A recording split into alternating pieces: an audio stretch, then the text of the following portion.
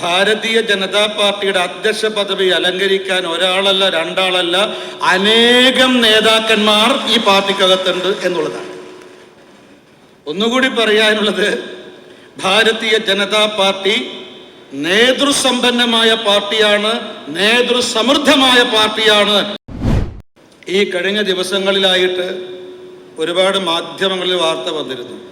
Shri V Muraleedharan പ്രസിഡന്റാവും, K Surendran തുടരും, MT Ramesh ആകും, അതേപോലെ എൻ രാധാകൃഷ്ണനാകും, ശോഭാ സുരേന്ദ്രനാകും, അങ്ങനെ നിരവധി ആളുകളുടെ പേരുകൾ വന്നിരുന്നു. ഇതിലൂടെ ഒരു കാര്യം വ്യക്തമാകുന്നത്, ഭാരതീയ ജനതാ പാർട്ടിയുടെ അധ്യക്ഷ പദവി അലങ്കരിക്കാൻ ഒരാളല്ല, രണ്ടാളല്ല, അനേകം നേതാക്കന്മാർ ഈ പാർട്ടിക്കകത്തുണ്ട് എന്നുള്ളതാണ്. ഒന്നുകൂടി പറയാനുള്ളത്, ഭാരതീയ ജനതാ പാർട്ടി നേതൃസമ്പന്നമായ പാർട്ടിയാണ്, നേതൃസമൃദ്ധമായ പാർട്ടിയാണ് എന്നതാണ് ശ്രീ രാജീവ് ചന്ദ്രശേഖർജിയുടെ സ്ഥാനാരോഹണം കേരള രാഷ്ട്രീയത്തിന് നൽകുന്ന സന്ദേശം. ഇവിടെ ഒന്നും രണ്ടും നേതാക്കന്മാർ ഈ വേദിയിലുണ്ട്, അതിലപ്പുറം നേതാക്കന്മാർ ഈ സദസ്സിലുമുണ്ട്. 1ാം നിര, 2ാം നിര, 3ാം നിര, 4ാം നിര, എത്ര നിര വേണമെങ്കിലും ഭാരതീയ ജനതാ പാർട്ടിക്കുണ്ട്. ഇവരെല്ലാം നേതൃസരണിയിലേക്ക് വളർന്നു വന്നത് ഏതെങ്കിലും കുലമഹിമ കൊണ്ടല്ല, ആദർശത്തെ നെഞ്ചേറ്റിക്കൊണ്ട് ത്യാഗത്തോടെ, സഹനത്തോടെ, സമർപ്പണ ഭാവത്തോടെ പ്രവർത്തിച്ചതിലൂടെയാണ് ഇത്തരം നേതാക്കന്മാർ ഉയർന്നു വന്നിട്ടുള്ളത് എന്നുള്ളത് ഭാരതീയ ജനതാ പാർട്ടിയുടെ സവിശേഷതയാണ്.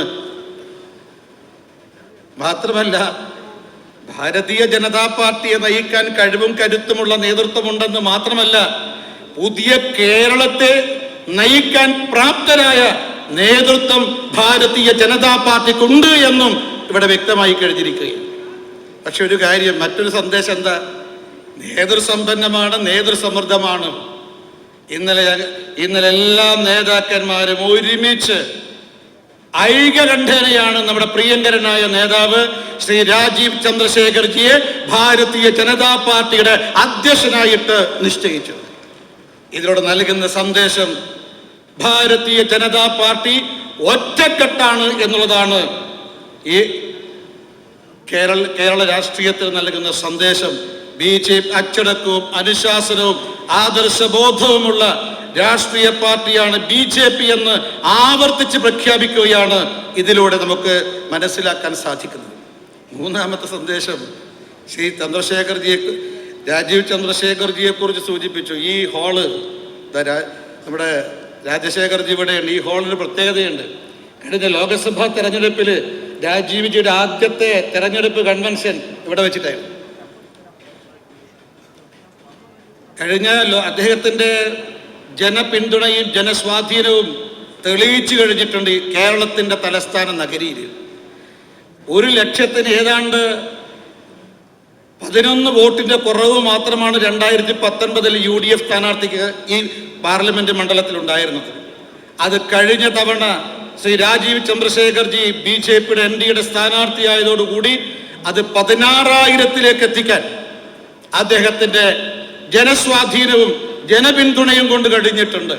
അതുകൊണ്ട് ഒരു കാര്യം ഉറപ്പായി പറയുന്നു, എല്ലാവരും ഒരുമിച്ച് ചേർന്നുകൊണ്ട് രാജീവ് ചന്ദ്രശേഖർജിയുടെ നേതൃത്വത്തിൽ വരാനിരിക്കുന്ന പഞ്ചായത്ത്, മുനിസിപ്പൽ കോർപ്പറേഷൻ തെരഞ്ഞെടുപ്പിലും അതോടൊപ്പം 2026 നടക്കുന്ന നിയമസഭാ തെരഞ്ഞെടുപ്പിലും കേരളത്തിൽ BJP അത്ഭുതകരമായ, ഐതിഹാസികമായ വിജയം കരസ്ഥമാക്കുമെന്ന കാര്യത്തിൽ യാതൊരു സംശയവും വേണ്ട.